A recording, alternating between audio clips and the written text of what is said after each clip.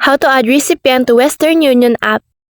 Start by opening the app and signing in to your account. From the home screen, tap on the menu or profile icon and look for the option that says My Recipients or simply Recipients.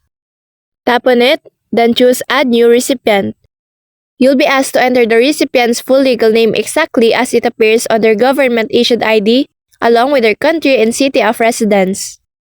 Depending on how you plan to send money, you may also need to enter their bank account number, mobile wallet details, or contact information.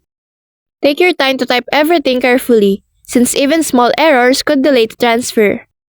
Once all the details are filled in, review them again to make sure everything looks correct, then tap Save. The app will confirm that the recipient has been added successfully, and their information will now appear in your save list. From then on, you can simply select their name the next time you want to send money, which makes the whole process quicker and more convenient.